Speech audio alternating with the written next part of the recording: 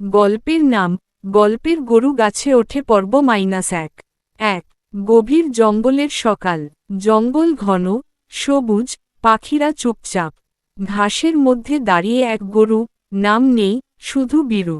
বীরু শান্ত, সচেতন এবং বুদ্ধিমান।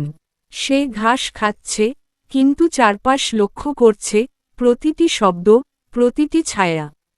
দূর থেকে হঠাৎ শোনা গেল গর্জন। একটি বিশাল সিংহ এগোচ্ছে, তার চোখে ক্ষুধার জ্বলজ্বল, মুখে গর্জন।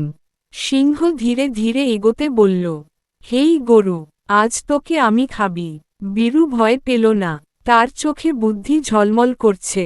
2 গরুর কৌশল। বীরু ধীরে ধীরে ঘাস খেতে লাগল। সে জানে, দৌড়ালে মেরে ফেলবে। সুতরাং বুদ্ধি দরকার। সেই সিংহকে শান্ত গলায় বলল, সিংহ ভাই, এখন না। আমি এখনো মোটা হইনি। আগে ঘাস খেয়ে শক্ত হই, তারপর তুমি আমাকে খাবে।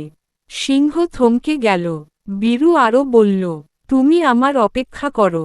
একটু ঘাস খেয়ে নিলে আমি আরও বড়, আরও শক্তিশালী হই। তখনই তুমি আমাকে ধরো।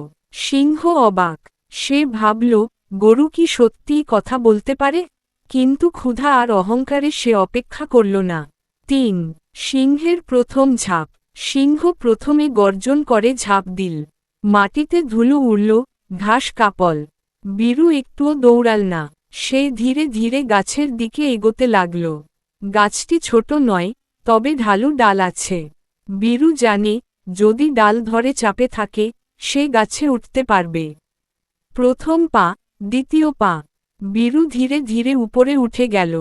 সিংহ নিচে দাঁড়িয়ে হেসে বলল, গরু, তুমি কি সত্যি গাছে উঠছ?